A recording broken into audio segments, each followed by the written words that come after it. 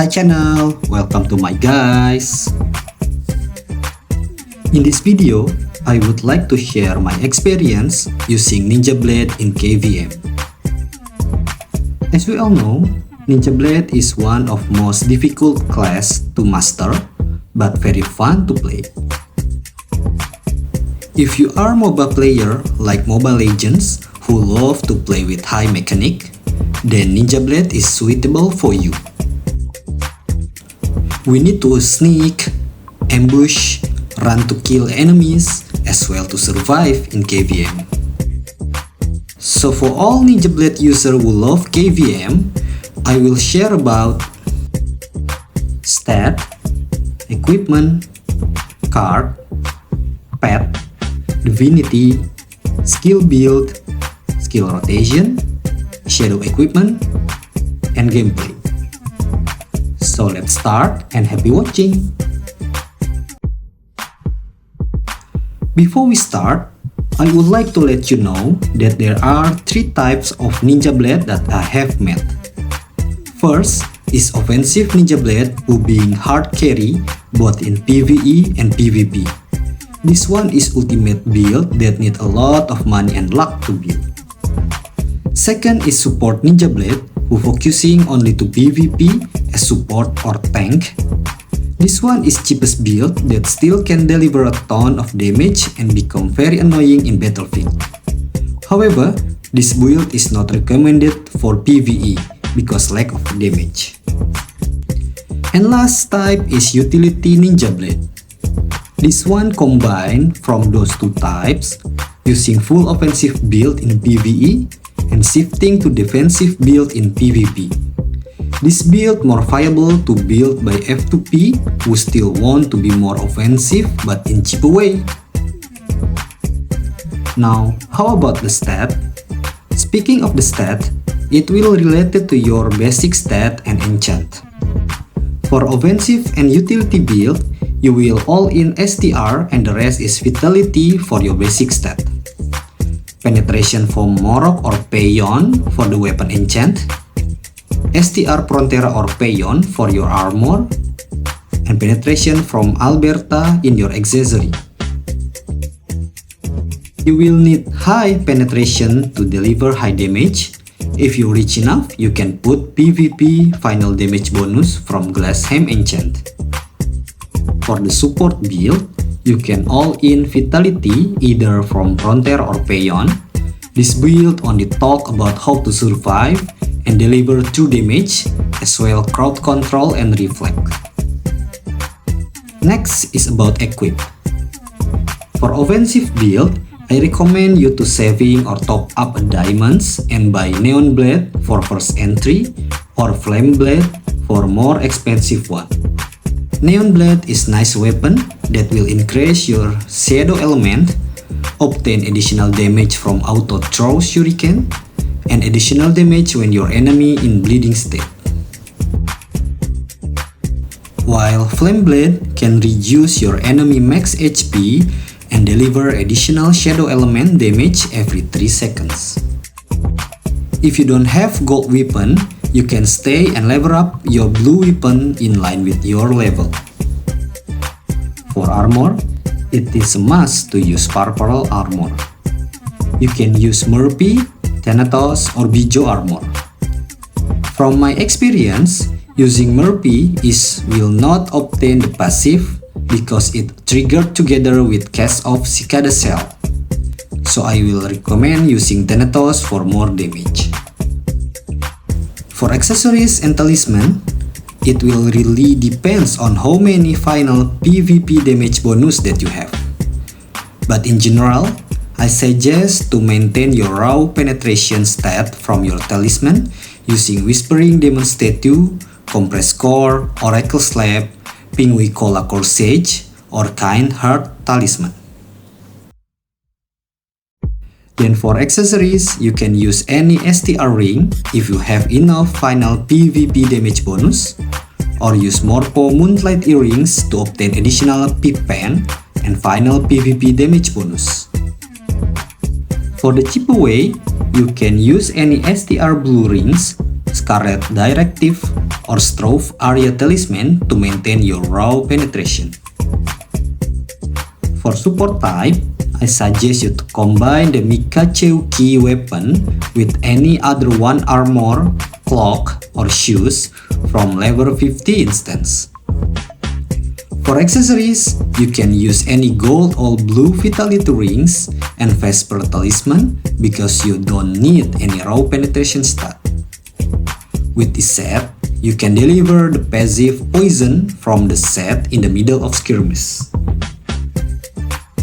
And for utility build, it is similar with the offensive build, but you can change the talisman with Vesper talisman or blue talismans which provide STR and fit for your survivability. For headgear, you can wear any available two slotted headgear for all build. Card. For offensive and utility build are similar. You can use Kepu or Kalitzberg card for weapon or any penetration or final P damage bonus card. For armor, just use any card that provides max HP, vitality, or final PvP, sickle or magical damage reduction. And you have enough money, Edgar card is a must to avoid any staggered effect.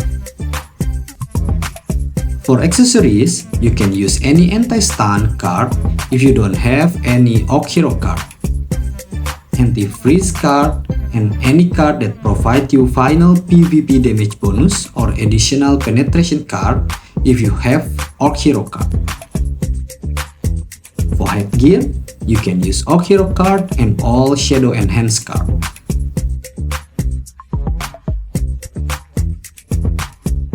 For support build, you can use any Reflect card and additional defensive card in both weapon and accessories. And you can also put some HP regen card, anti-poison in your headgear. Pet. For offensive build, nothing better pet other than Toad.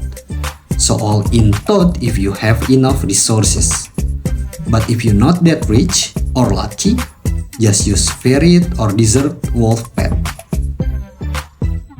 For support build, you can use Sasquatch if you play Reflect, or Ruyi Toad pet for more PvP final damage reduction. As for utility build, you can use anything both from offensive or support build, depend on your lack of stat. Next is Divinity. This one is quite straightforward. You can pick any divinity that provide STR, Shadow Enhancement, Penetration, final sickle damage bonus if you want more offensive. And you can pick Fit, HP regen, cycle and magical damage reduction for more defensive.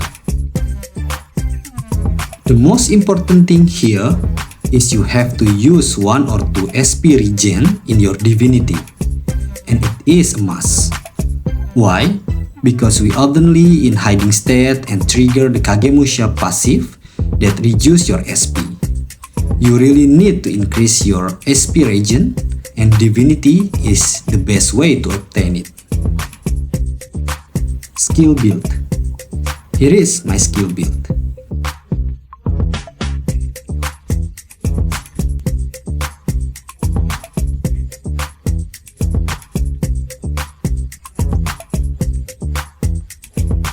If you aware, I picked several skills from Ninja Magic. Those skills are very useful to provide a strong CC either you play as offensive, support, or utility build. Skill rotation. For skill rotation, I divide it into 2 sections. Left side is manual and right side is auto-cast. So for manual side, I put Shadow Jump to initiate an attack or retreat. Then I put a skill set of Izayoi to make you able to instant cast. Illusion Jusatsu to provide insta-kill Reaper and provide CC and also true damage from Illusion Genwaku. Next, I put Sujinton Mitsuha skill. it will transform to Suiton Wave if you don't have 3 stacks of water element, and transform again to Sujinton Mitsuha after you obtain 3 stacks of water element. For the last manual skill, I put Iajutsu Strike for certain condition. This manual skill set is always appear on my screen, so I don't have to be bothered by switching the auto skill set during the KVM. For the auto skill set, I put skill set of Mist Slash, Shadow Slash, and Northwind. So when I rush to the enemy in hiding state, then it will automatically spam the Shadow Slash and finish by enhanced Northwind. Next skill set of the Final Strike and Shadow Flash to spam the most damage output and provide armor break on the enemies. Next set is Shadow Shiver, Illusion Imprison, and Throw Shuriken. Shadow Shiver will be triggered automatically when your dark image reaches 5 stacks. Illusion Imprison is a game changer during skirmish, and the Throw Shuriken is mandatory common skill when another skill is under cooldown state. Last skill I put Meikyo Shisui. This one is nice to have to obtain fast regen for your character.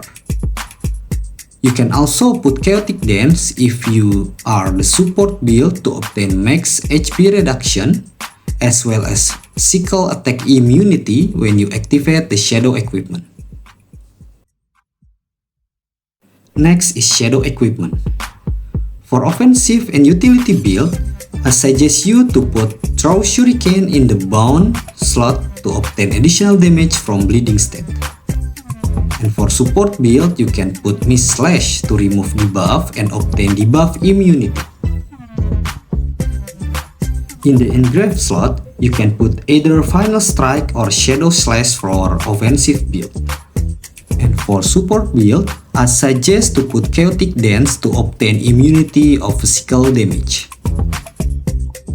As for validation slot, this is mandatory to put Shadow Clone because in 4th job, you will obtain many benefits from Shadow Clone passive. For contract slot, you can put Shadow Mist for offensive mode and put Iajutsu Strike for defensive mode. Last is Soul slot.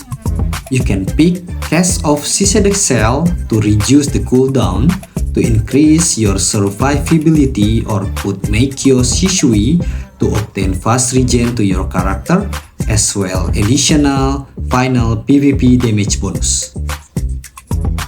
And here, the short video of my gameplay using the Ninja Blade in the KVM.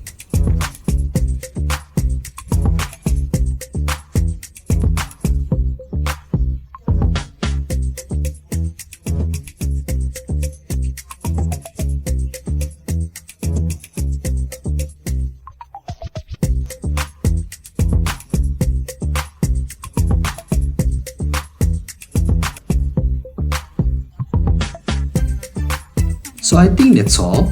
Wish this video useful for you guys. Thank you for watching. Don't forget to subscribe. Have a nice day, fellas.